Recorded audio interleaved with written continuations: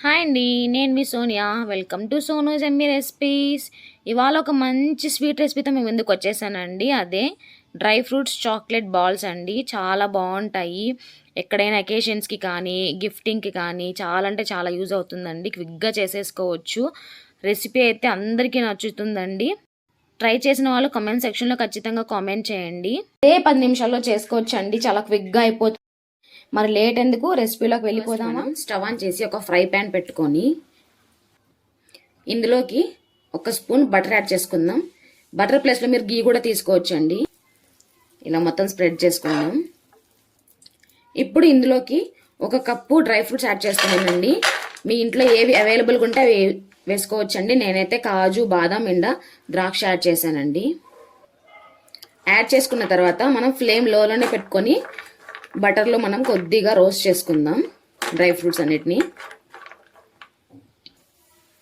ఇలా లైట్గా రోస్ట్ అయితే చాలండి. చూసారుగా లైట్గా రోస్ట్ చేసుకున్నాను. ఇప్పుడు మనము స్టవ్ ఆఫ్ చేసి పక్కన పెట్టేసుకుందాం.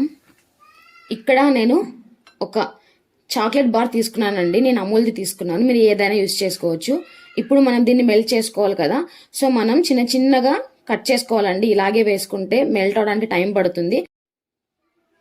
చూడండి, ఇలా చిన్న పీసెస్ లాగా కట్ చేసుకున్నాం కదా. ఇలా కట్ చేసుకున్నాక పక్కన పెట్టేసుకుందాం.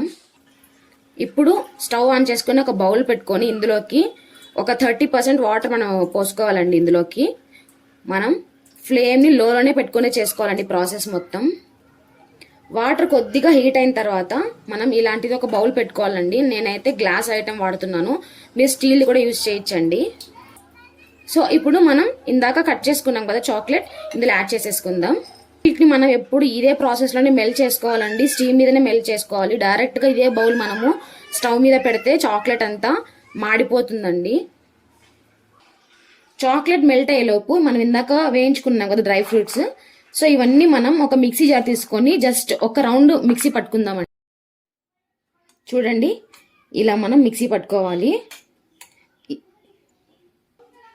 ఈ మిశ్రమాన్నంతా మనం ఇలా బౌల్లో ట్రాన్స్ఫర్ చేసుకొని పెట్టుకోవాలండి. చూడండి, చాక్లెట్ మెల్ట్ అవడం స్టార్ట్ అయింది కదా. సో మనం ఈ ప్రాసెస్ మొత్తం కంపల్సరీగా ఫ్లేమ్ లోలోనే పెట్టుకునే చేసుకోవాలండి. ఇంకొక విషయం ఏంటంటే మనము చాక్లెట్ మెల్ట్ చేసుకోవడానికి ఏ బౌల్ అయితే తీసుకుంటాం ఆ బౌల్ క్లీన్గా ఉండాలండి. వాటర్ అస్సలు ఉండకూడదు. వాటర్ ఏదైనా ఉంటే నీట్గా ఒక నాప్కిన్ తీసుకొని క్లీన్ చేసుకొని చాక్లెట్ యాడ్ చేసుకొని ఇలా మనం మెల్ట్ చేసుకోవాలండి. చాక్లెట్ అయితే కంప్లీట్గా మెల్ట్ అయిపోయిందండి. చూసారుగా. సో కంప్లీట్గా మెల్ట్ అయిపోయింది కాబట్టి మనం స్టవ్ ఆఫ్ చేసేసి ఈ చాక్లెట్ బౌల్ పక్కకు తీసేసుకుందాం.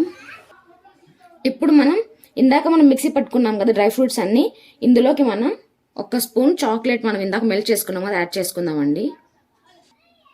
యాడ్ చేసుకున్నాక కలుపుకోవాలి. ఇలా మొత్తం కలుపుకున్నాం కదా. ఇప్పుడు దీన్ని మనం చిన్న చిన్న బాల్స్ లాగా చుట్టేసుకుందామండి. ఇలా తీసుకొని ఇలా అనుకుంటే ప్రెస్ చేయకూడదండి. జస్ట్ ఇలా పైన ఇలా అనుకుంటే బాల్ రెడీ అయిపోతుందండి. ప్రెస్ చేసి మనం ఇలా అనుకుంటే విరిగిపోతుందండి బాల్ అంతా. సో చూసారుగా చక్కగా రెడీ అయిపోయింది. ఇప్పుడు మనం ఒక ప్లేట్లో పెట్టుకుందామండి. ఇలా అన్ని మిశ్రమం మొత్తం బాల్స్ అని ఇలా ప్రిపేర్ చేసుకుని పెట్టుకుందామండి. ఇప్పుడు మనం ఒక ప్లేట్ కానీ ట్రే కానీ తీసుకోండి. మీ దగ్గర బటర్ పేపర్ అవైలబుల్గా ఉంటే బటర్ పేపర్ పెట్టుకోవచ్చు. అనే దగ్గర లేదు కాబట్టి నేను కొద్దిగా బటర్ గ్రీస్ చేస్తానండి ప్లేట్ మొత్తాన్ని. ఇప్పుడు పెట్టేసుకొని ప్రాసెస్ స్టార్ట్ చేద్దాం. మనం ఇందాక మెల్ట్ చేసుకున్నాం కదా చాక్లెట్. ఈ చాక్లెట్ లోకి ఈ డ్రై ఫ్రూట్ బాల్స్ యాడ్ చేసుకుందాం.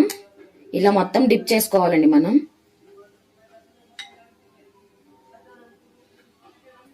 ఇలా మొత్తం డిప్ చేసుకున్నాం కదా.